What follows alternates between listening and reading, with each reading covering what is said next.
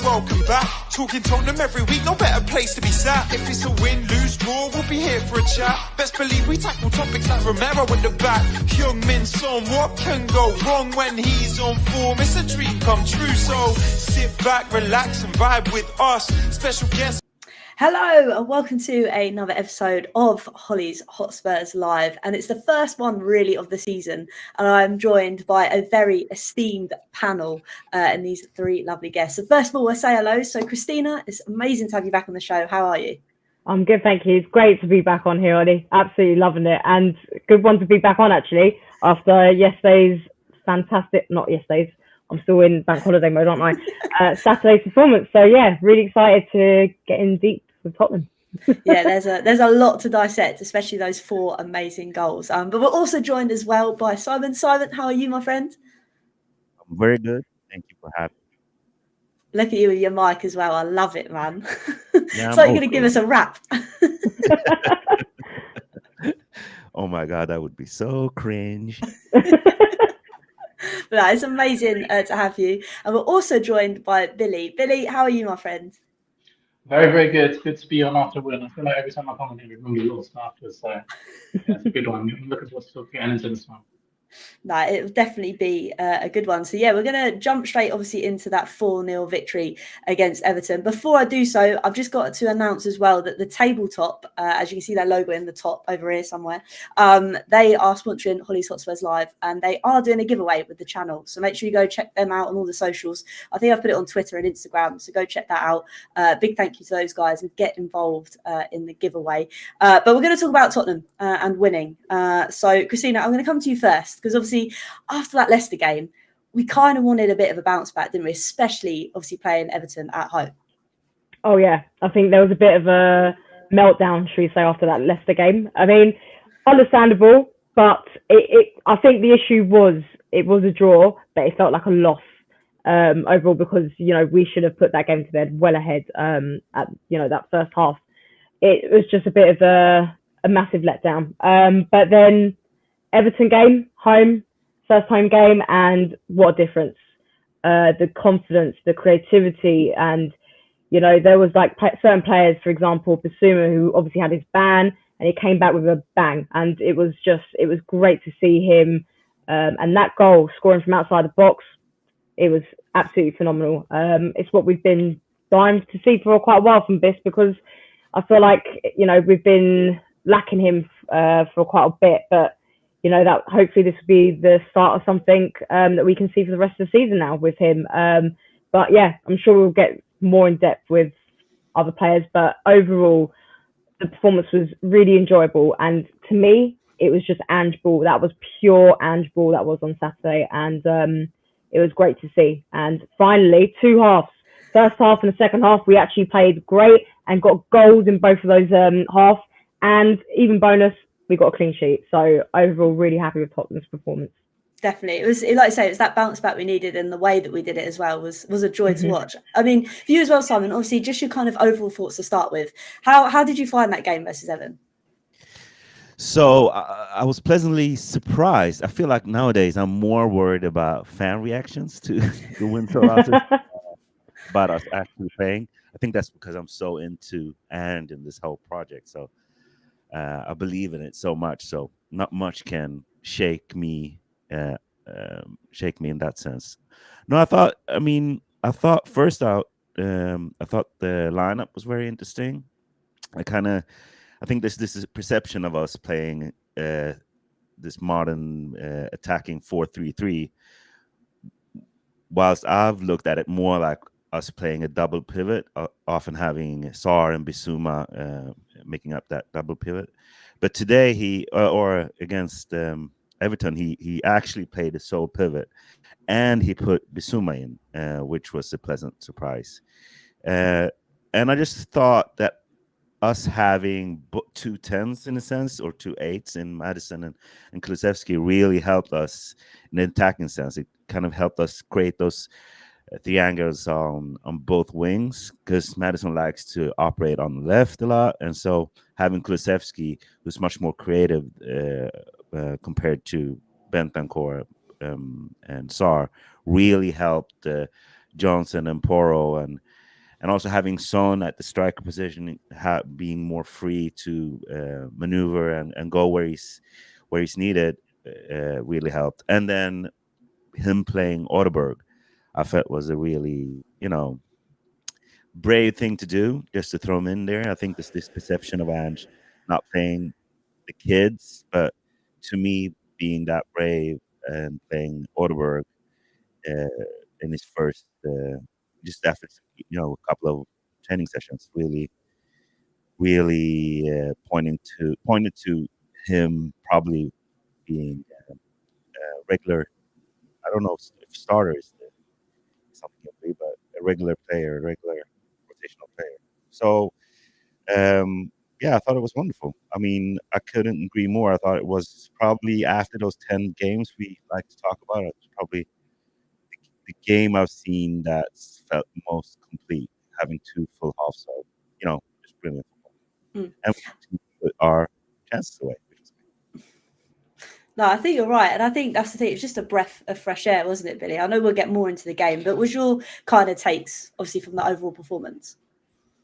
Yeah, I feel exactly the same. It was really, we've been threatening that performance for a long time. Back in the last season, it never quite came. And then Leicester, we played really, really well for 60 minutes, and then we didn't materialise with the goals. But this was like everything clicked today. And I was a bit worried going into it because Solanke was injured, which was a real worry for me because we've seen Son through the middle a lot of times towards the back end of last season not work, but it worked this time. Obviously, Richarlison didn't make it's probably not fit enough to start. So when you see the lineup, we might be a little bit worried, but it was brilliant. I thought every single player was absolutely brilliant in this performance. And as Chris said at the beginning, it was a proper Aaron School performance. So yeah, bottom of it. And I think that's the thing. I think we'll dive into, obviously, the lineup because we've mentioned a few players' names that potentially taken a little bit back. And obviously that one name, and I know that Simon and Billy kind of mentioned it, but it's Wilson Odobert. I mean, to have the real kind of backing him to stick him straight into that side of the lineup. I know when I saw it, I was kind of like, oh, wow, he is going for him. What did you kind of make of that bold decision to put him straight in there? Yeah, I was shocked, to be honest. I didn't think it was happening. So I thought he would probably just go Son on the left, Richarlison, and then make Kulusevski on the right, or something else on the right, obviously.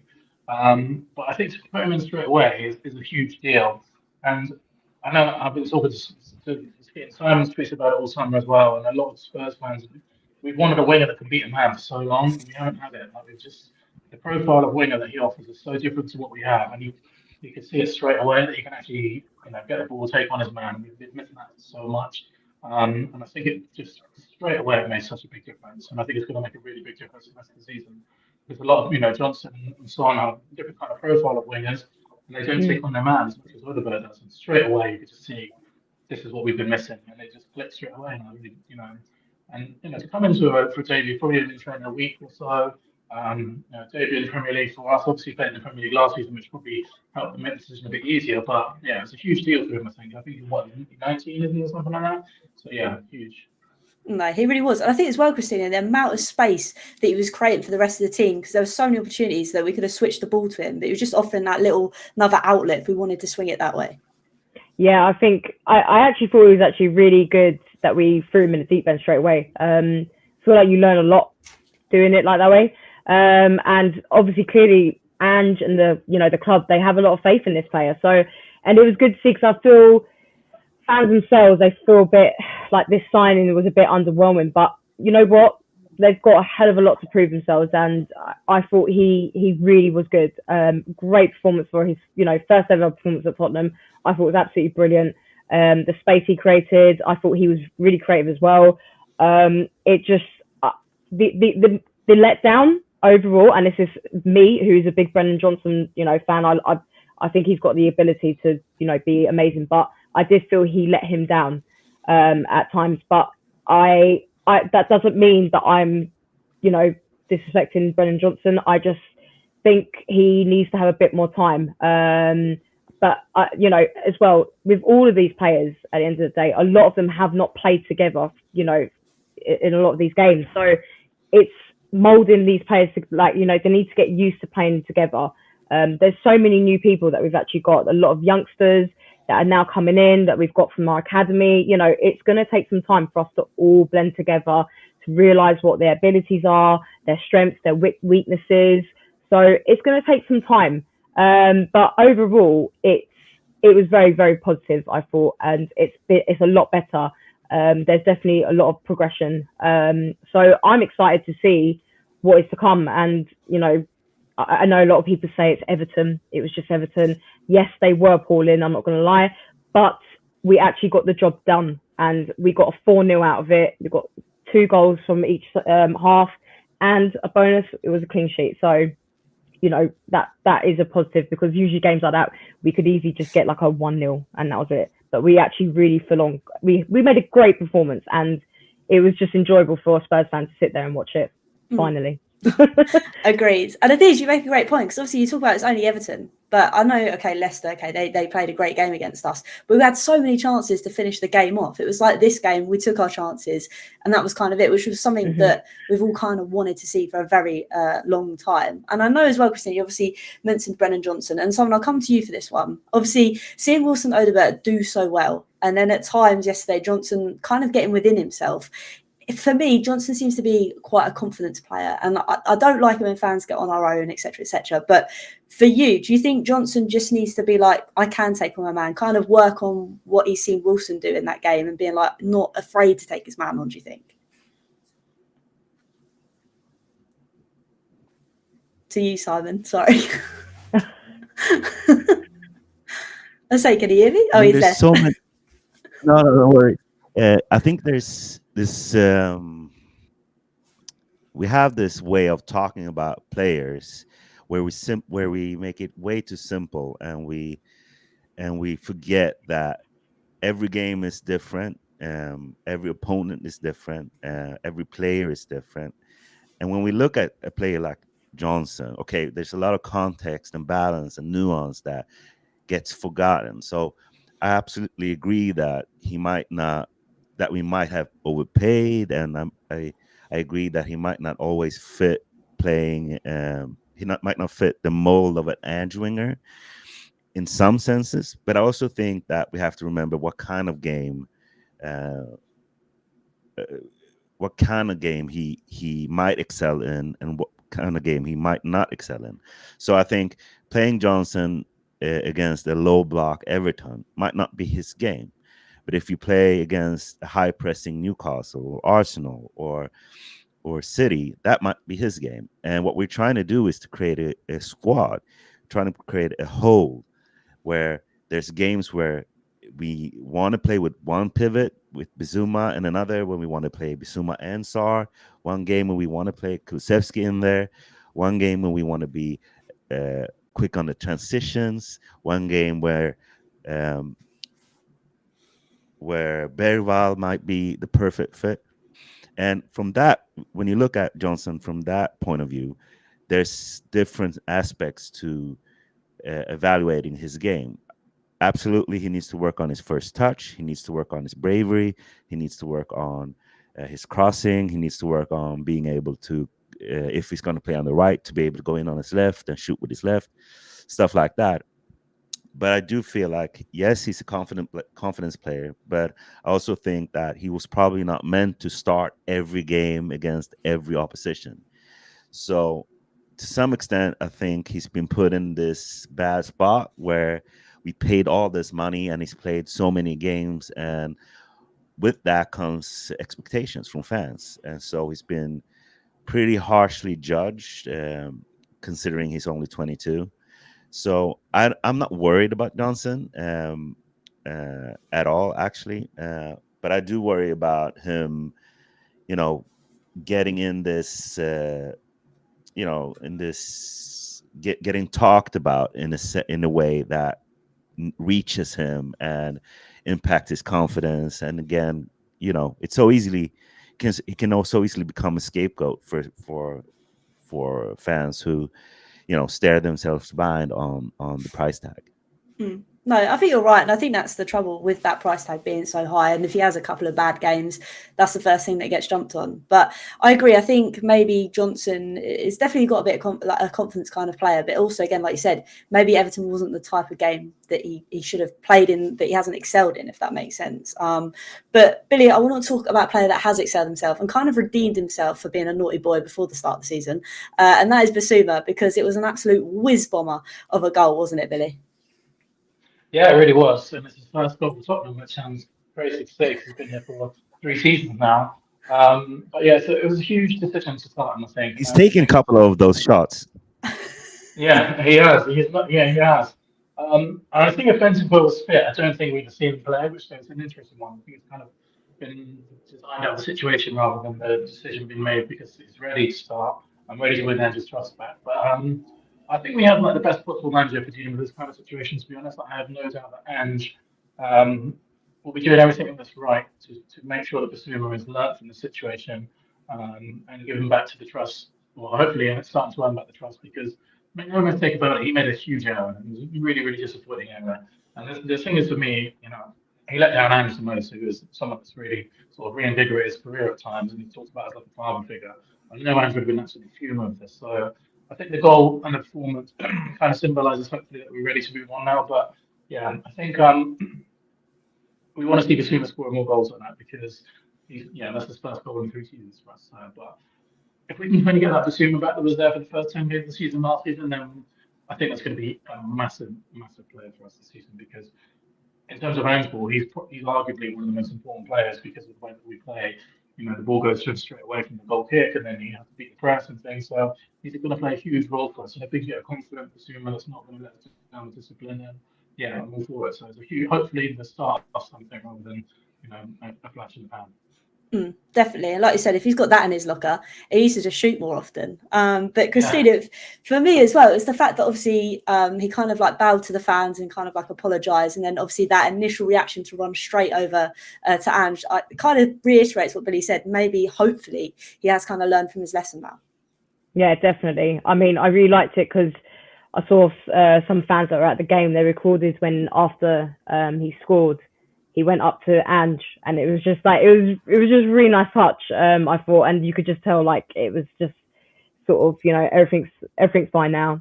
Let's go. We can get over with his little naughty antique he did, but you live and you learn, and that's exactly what he did. And I thought he did it really well coming out of that game, and then boom, that goal. It was just the goal itself as well was just absolutely stunning. It was just, like I said, it was just so good to see someone trying to score from outside the box and actually really going for it. Finally, it was just, we're trying to score goals, actually. It's crazy to actually think that now. But yeah, it's all a good start. And it was also it was great to see. I thought, I want to mention Romero because I thought he was absolutely outstanding. His 100th appearance at Tottenham, and he goes and does that, and the whole performance overall from him is just incredible. And I don't know how you guys feel about it, but when Romero scores, I get that same feeling I used to when Jan Vertonghen used to score. It was just like, it just feels extra special, and I don't know why, but it's exactly the same feeling when Romero scores. So I absolutely, I love it. And him in defence, I really truly feel we've got a big special player there. And of course, 2 other goals from our own captain himself, who hasn't really been getting much, he's been getting a little slack from our own fans, I feel. But you know what, the Leicester game, I felt he was quite unknown, didn't really do much, in my opinion. That does not mean that I'm going to slate him, because I think he's an absolutely phenomenal player, and I would die for Sonny, I literally would. But, he came out and he got 2 goals. Great touches, it's exactly what his job is to finish off, and he does it with absolute class. And Hollie, of course, you're going to mention with Mickey van der Ven, that run with the assist for Sonny's goal was just, it was like a movie. It was in slow motion. It was absolutely phenomenal. So yeah, overall from all the boys, it was just incredible to see. And that's the thing, obviously, with the Bissouma goal, like you said, Christina, we're actually having shots at the goal rather than try and walk the bloody thing into the net. But we will move on, obviously, to Sonny's first goal, because, like you mentioned, Christina, from Sonny, we've kind of missed that a little bit from him. And coming to you, Simon, obviously, I think there was about 6 chances probably in the first half where Pickford was just being a bit of an egg. And there was going to be a time when the ball was going to nick off him. And for you, Simon, that high press from Sonny really deserved to have that goal, didn't he? Yeah, I mean, I'm one of those that will never give up on Sonny. I will never be one of those that will be first out saying he's finished or he's washed or he's aging or whatever the the narratives are around him. But I feel like he played that false nine striker role, and it really helped him free him up. He was playing on the right, on the left. I think he scored with that first pressing goal with his right. He scored his second goal with his left. He was running. He was yelling. He just looked like someone who was determined to prove people wrong.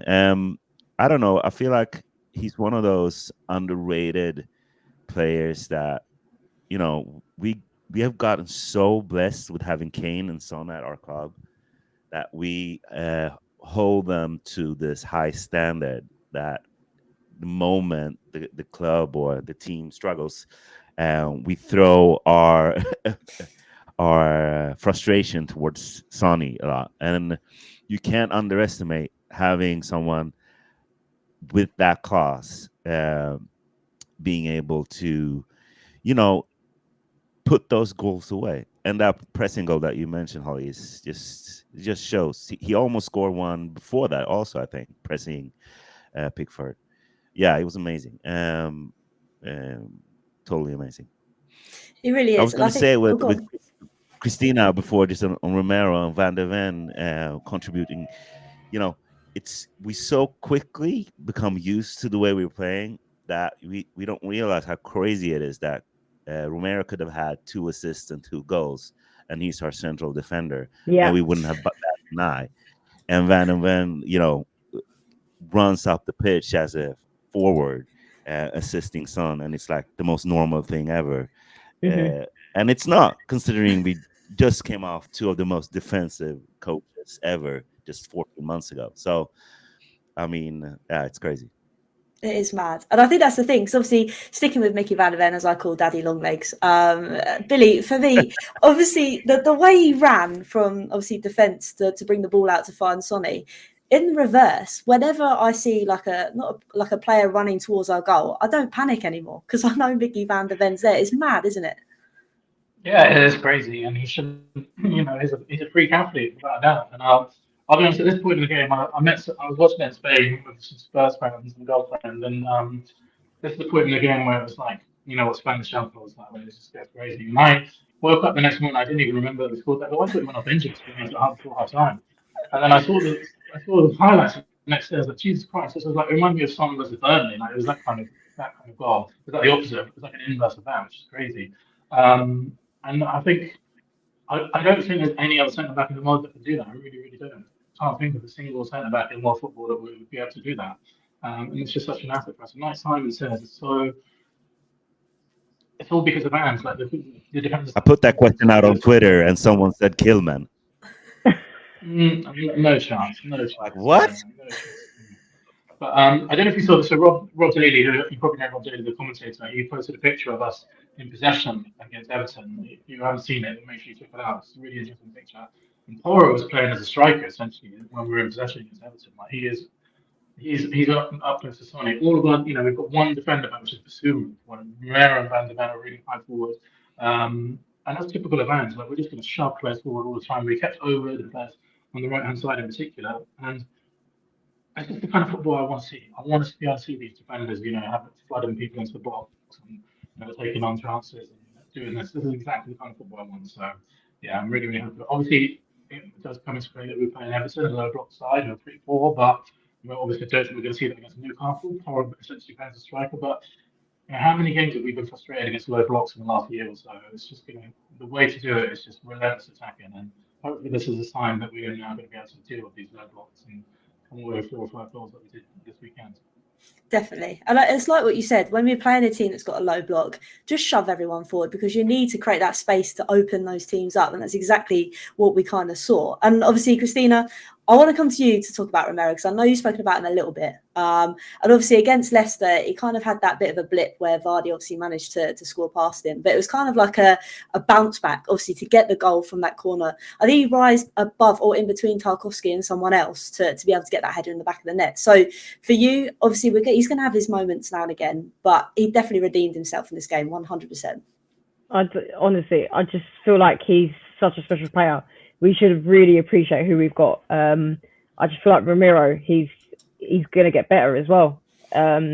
he's just incredible. I love watching him play, and he could have even got more goals at that game as well. There was one where he was in the box on his own. It's just incredible that it's Romero, our defender who could be getting all these goals. It's just insane. But yeah, I just remember there was that one where he was on his own in the box. I think he let the ball roll down him, but he missed it, and I was really gutted. I thought that would have been a really good goal if he had that. But he is one of those players, and no matter what the result is, he does not give up.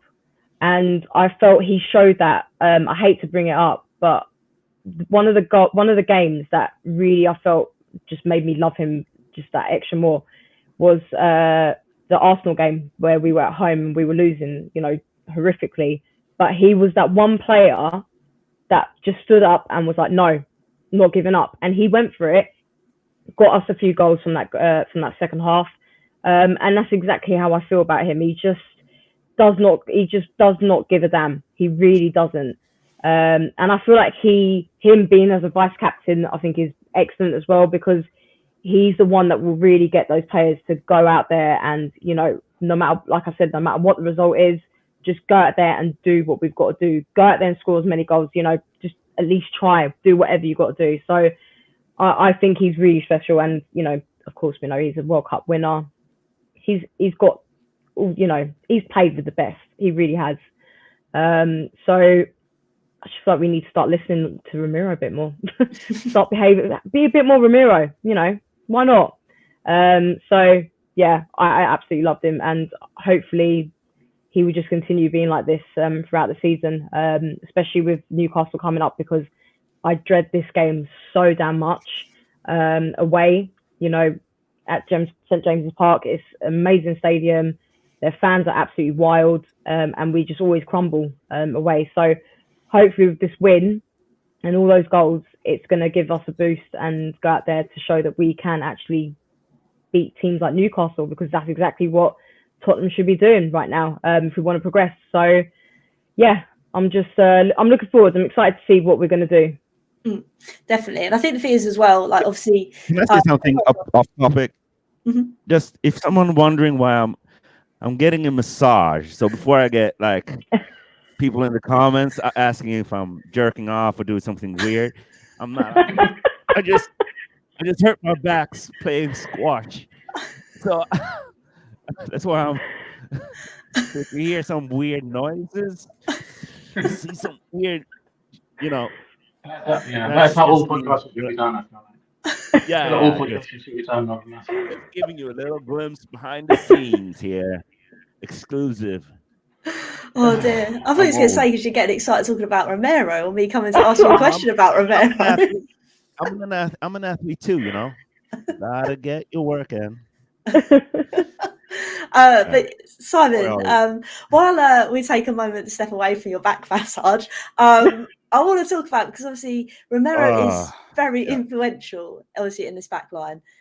It's just for me his temperament that kind of worries me. And my other half, Jay, took him out of his FPL kind of league because he was worried he's going to potentially get a red against Everton. And I was like, Jay, please don't do that. But with that kind of thing, are you under this illusion that hopefully he's going to grow out of this red card mentality? Do you think there might be a game that happens in, or do you think with Anne she's kind of all right?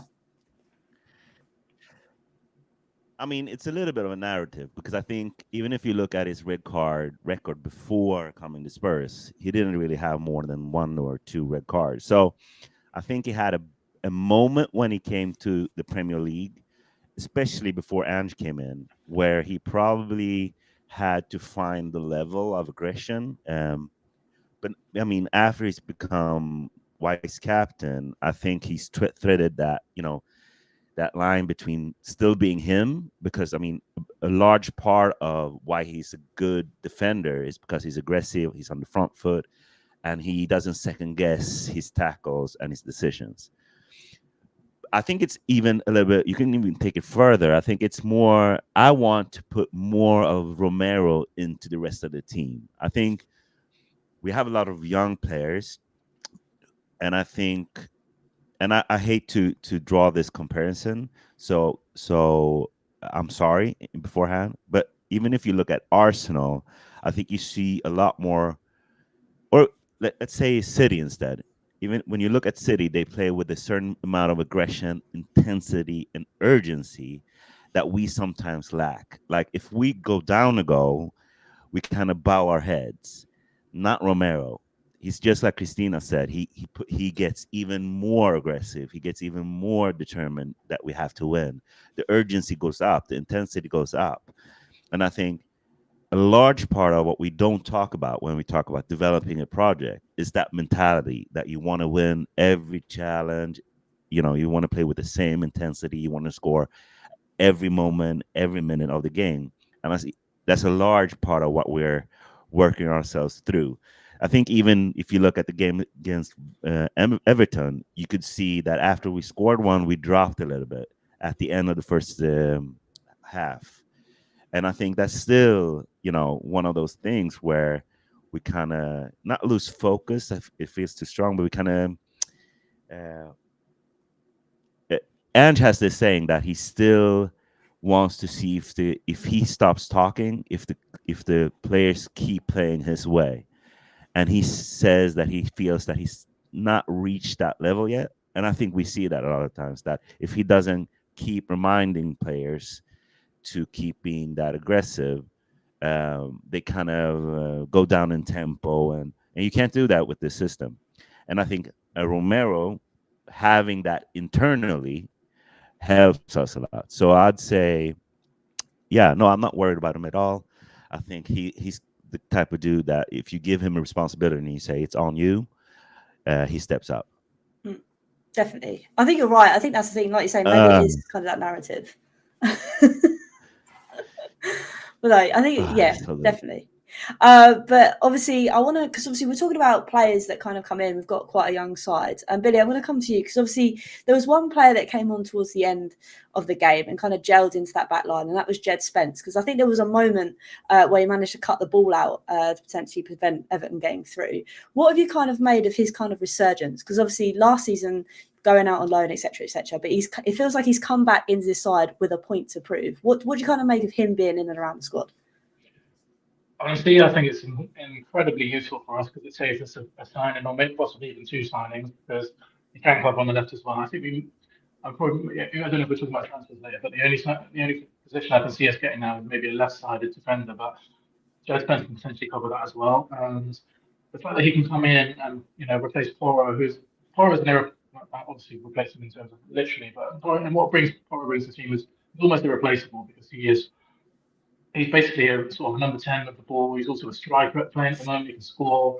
But to have someone who's homegrown that can come as a substitute for Pollard, who'll probably rotate for him in games that we want to start getting things, is huge for us. So I'm really, really excited that, I think it's really, really good for him as well because I completely written him off. Even at the beginning of the window, we were talking about him, going for Genoa for sort of £5 million. I think they offered at the beginning and it was sort of almost accepted, and then it didn't happen. So to turn it around, I think is massive. But I think the fact that we now have a player that we can, bring on right back, who can dribble the ball and carry the ball, much better than our deputies that we've had in the past is huge for us. So I think it's excellent in terms of our squad building, and I'm really, really happy for the guy as well because it's another person that seems to have turned around for Ange. And as I said with the Bissouma thing, I don't think there are many better managers in world football to get sort of for player management and man management than Ange. I think he's the guy for that. And these players want to run through walls for him, and it's I think it's a really, really big asset for us to have this player now that we can, rather than go out and sign the 20 million, 30 million right back, we've got one that we've already signed who's homegrown. So yeah, it's a huge, huge deal for us, I think. 100%. And like I said, I think it was brilliant when he kind of came on just to do a job as well. But before we move on to Newcastle, Christina, I want to come to you because obviously there's one player throughout pre-season that's been excellent. And now that we see him more in the middle, I think we're getting more out of him. And that is obviously Kulusevski. So for you, Christina, how do you kind of like him playing in that kind of midfield dynamic? Oh, man. He was unbelievable on Saturday, I thought, Kulu. I personally think this could be a season. I really do. I think he looked really strong. He was in full control, and he had so much input, I thought, throughout the whole game. I think he's going to be, I honestly, I'm really excited to see with Kulusevski. I don't know what's happened because there was a point where I was actually slightly concerned with him last season after he had an injury, bit of a blip. But oh my gosh, I don't know what's happened with the start of this season. And pre-season, sorry. He's just literally just sort of found his mojo back. I think with his position as well, I think he's got really comfortable with where he is, and is just bringing out the best in him. I think.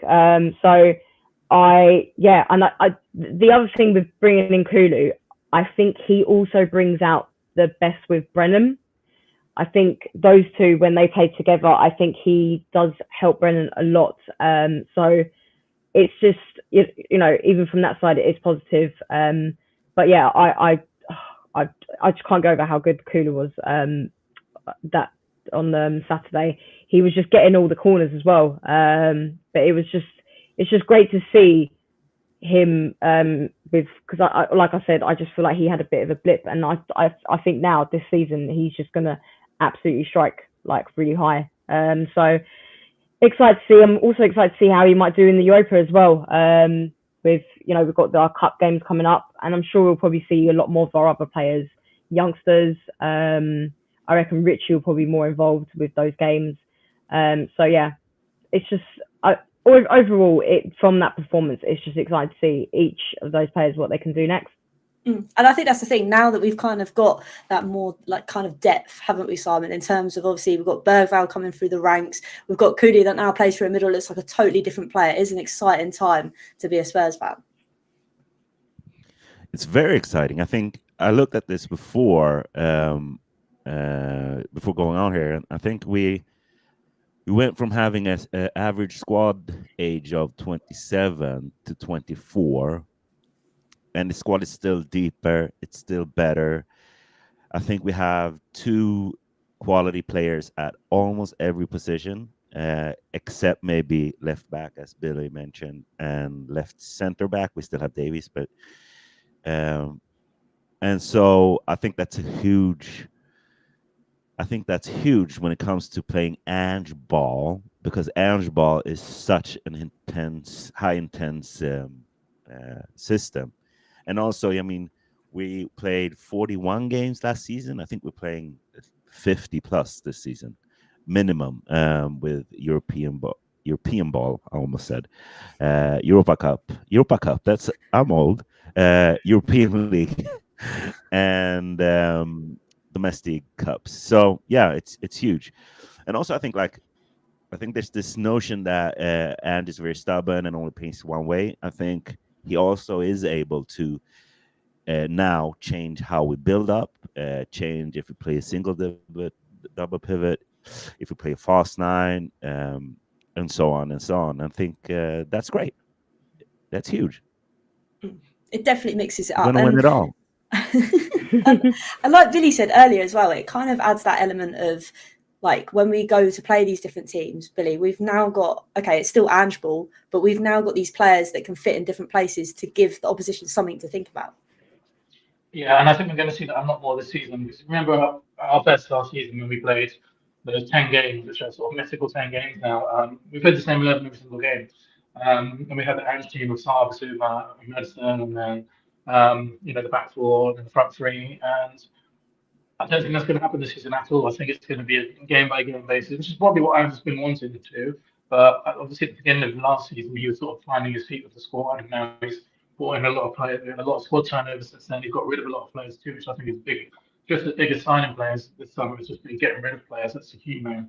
It's another kind of way of backing your manager. We've got some players that, were very high wages for us and paid a lot of appearances under other managers, and they've gone out the door for relatively cheap fees. So he's now got the squad that he needs, and I think our next 2 games, for example, are a bit of a heart and mouth moment, because they're 2 fixtures which we traditionally don't do particularly well, in Newcastle and Arsenal. But there's no chance you're going to see the same setup against Everton that you saw against Everton that you're going to see against Newcastle. There's just absolutely no way. So it'll be interesting to see what happens, and I think it's going to be much more of a game-by-game basis. And if you think about it, last season was where our downfall was. It was because we only had this sort of 11 to 13 players that Ange relied on at the beginning of the season. That ended up being our downfall, because half of them got injured and overplaying. So I think it's going to be a really, really different season this season. I still think we might be a little bit short in some areas, like, for example, as Simon just mentioned, I mentioned earlier about left back, but We might have to ride our luck with injuries a little bit, but we're already seeing, first game of the season, Solanke's injured already. We just tend to just get terrible luck with injuries anyway. So we might have to ride our luck a little bit at times, but I think it's a really exciting prospect that we can go into games not knowing who the team's going to be, not knowing who the 11's going to be, and makes it up for us. We're not going to be predictable for the opposition, I think. No, exactly. Did you want to say something, Simon? I saw you. Can I add something to what he said, and to just add to what Billy said about the depth and your question to me. We talk a lot about the age, about how young the players are we bring in, but we haven't really spoken about the versatility. Which, if you look at Gray and Berryville, they can play basically all three positions in the midfield. Gray can play right back. If you look at Kulusevski, he can play on the left, he can play on the right, he can play false nine, he can play in the midfield. If you look at Bentancur, he could probably play one of the fullback roles.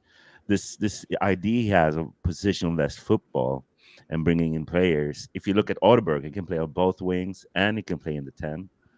When you look at these players and the way he wants to play, what's encouraging about this season is that we have more players. If you look at Spence, he can play on both left and right.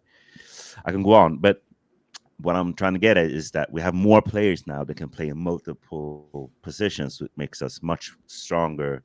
That helps our depth and makes our less, likely to end up in the situation that Billy mentioned last season, where we just had like 10, 11, 12, 13 players that had to play every game. And that's the thing as well. Not only obviously is that strain on the players that are playing those games every week, it also becomes predictable, which is nice that now obviously we're going to have that kind of difference going into each game, and Ange can kind of adapt his kind of system, which kind of brings us on to obviously Newcastle on when is it? Sunday, Saturday, whatever it is. But Christina, for you, how do you see this one going down? Oh, why did you have to start me off with that? Oh, I hate it. I hate like predictions and all this, but I'll tell you what, all I want to see is revenge from last season. I literally, that's all I want to see is pure filth revenge. It's going to be a tough one because it always is away at Newcastle. But if we continue the way we played with Everton, I think realistically, we should be getting results off them. Like, there's no excuse for it, really. If we want to progress, if we want to be up there, top four, we're going to have to beat teams like Newcastle at the end of the day. They didn't particularly look that strong, I thought, Newcastle themselves, which is a good thing. So take that as an advantage and take the fact, we got goals, we got 4-0, we got a clean sheet. The fact, I've said it plenty of times, every player I thought played their role. They all had an input. And that's exactly what we've got to do, at their grounds now. It's going to be a good one because this is going to be like a real test for us to see from that game if we've got, if we can play them, if we can beat them. So I'm hoping that we do, of course, but it's just so difficult with Newcastle away. I don't know what, I really dread this game. All the time, always. I don't know what to give you a prediction because I'm so nervous. Honestly, I hate Newcastle. I really do. But yeah, just give me hat tricks and Sonny. Anybody, just give me a hat. I just want a revenge. Literally, I really want us to go in there and absolutely berate them from what they did to us last season. So it's got to be done. It really has to. And to be honest, Ange has to do it as well. He's got to prove a point. He's got to do it. He's got to do it for us. I don't know how you guys feel about it, but I'm absolutely dreading it. I think we're all kind of in the same kind of boat, I think. Billy, how are you kind of feeling for this one? How do you see it going down? I'm in two minds because I think it's annoying that it's come early in the season because we're just getting ready, but then that might also help us because they don't look particularly good at the moment either. Like, they were lucky to get a result against Bournemouth. They probably should have lost that game. They found one at the end, got the VAR decision at the end, go their way. Also, Joelinton should definitely have been sent off. That was a horrendous decision against in their favour. But I think it's just a shame that a test this big has come this early because if we're going to get beat again, then I think all the optimism from the fan base is going to be drained. I actually feel like it's probably a good time to play them now because I don't think they'll be massively confident going into it because the start of the season has been a bit shaky. So I think it might be a good time to play them. But I just don't want to go up there and get beat again. Like last season was crazy. The season before was even worse. And it's just time to show that we've actually learned something from last season because we talk about progress and the projects and things like that. And I could not be more on board with the project than I am right now. I absolutely, I'm probably more excited about this project than I have been for anything, since I've been supporting Tottenham. But this is a huge chance for those players to say we actually learned from last season. We're actually going to be better. We're actually going to make progress. Even just coming away with a draw would not be a disaster after the last two games that we played at St James Park because it's been a horrid ground for us the last two seasons. So yeah, I'm actually quite optimistic. I'll say that, and then I just don't want to go to half-time 4-0 down like we keep doing at the beginning of the last two seasons. So I'll take anything at this point, but I'm quite optimistic now. And I think that's the thing. I think that's the thing that's kind of in our favour, if I can put it in that kind of way, that we've got this revenge streak that we want to go and do something, and coming out obviously a 4-0 victory. I mean, Simon, how about you to get your last thoughts on how you think this game is going to go down? I want to flip it. I want to be a crazy guy here. I want to know what you think, Hollie. What are your predictions? How do you see the game play out? What do you think this package setup was going to be? Well, you've hit me on a Luno reverse. Asking us questions. Yeah. That's why I normally sit and just ask the questions, and now I've actually got to think. How I see it going down, I think I'm on this kind of boat of saying we need revenge. I think the 4-0 obviously victory at home will do us some good, but I just don't want us to get naive to the fact that we have been there before, been done before. I think we just need to go in there with kind of a level head and just play confidently and positively. I don't want to score a goal and then do this whole malarkey that we kind of sit back and be fine. But I've done my bit now, Simon, so it's your turn. Oh man, okay, I was trying to get out of it. I mean, I'm pretty positive, I think. Surprise. I think a lot of our younger players maybe don't, they don't carry that baggage of, being afraid of playing in Newcastle. I think it's going to be a tough game. If I had to guess, I think we are more likely to score. I think they have a problem on the right wing. I think we're going to play aggressive, edge ball, bonanza. It's going to be a Rich Arlison brace. And I think Howe's going to cry and get fired after the game. And everything is going to be nice on Twitter, and everyone's going to be happy. And everyone's going to be best friends, and it's going to be great. I love it. I want your magic ball. I want your crystal ball, Simon. Because if that happens, we'll be loving life. Happy clapper. No, I think you're right. I think, like we said, I think we just need to go in this game, not be naive about it. Know it's going to be a tough game, and hopefully go there, get the job done. Like we've all kind of said, a draw wouldn't be the end of the world. We just don't want to go there and get our trousers pulled down. I don't think. I think we just need to go in there with a level head. But you know what? That's next week. We've got a little while just to chill out for a little bit till Angeball is back. But it's been amazing to have all three of you on the show tonight. We'll go around the table and say our goodbyes and thank you. So Christina, thank you again for coming on the show tonight. Like I say, tell everybody where they can find you. Always on X, Twitter, whatever you want to call it now. But yeah, always on there. Try and be as positive as possible, and moaning a bit as well. That is the life of a Spurs fan, to be fair. But it's been amazing to have you on, Christina. So thank you. Thank you. Billy, as well. Where can everybody find you doing your thing? Just Billie T on Twitter. Thank you very much. It's always a pleasure to be on, Hollie. And make sure everyone follows Simon as well, because I learned a lot from his tweets. I learned a lot about footballers and massages. Yeah. So it's a great account to check out. But thank you so much. It's been a pleasure. Hopefully see you guys down the lane soon, Chris. You two going to Arsenal? Sadly not. No. I wish I was. I don't blame you. Don't blame you. I'll be there, unfortunately, but I'll hopefully see you guys soon. Defo. No, thank you again, Billy, and Simon as well. Thank you as well to you. Where can everybody find you doing your thing as well?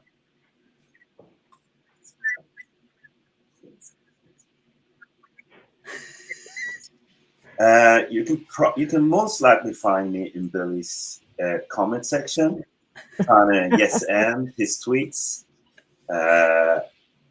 That's on Twitter. You guys have it, and thank you so much for having me. I think we should an applause for Hollie. She's such a great host. Thank you. Thank you, Hollie. Come on, Christina and Billie. Good. Now on Twitter, my name and then Yamana, which you'll find me. Amazing. No, thank you, Simon. Like I say, thank you to everybody else that was watching as well. Appreciate the shout out, Simon, but I'm only as good as my guests. So thank you very much for all three of you joining me. Hollie Hotspurs Live will be back obviously next Monday. We'll have another game to dissect. We might have a show on Wednesday. Depends if Wes is well. But so I wish him to get well soon. Also as well, don't forget to check out the giveaway.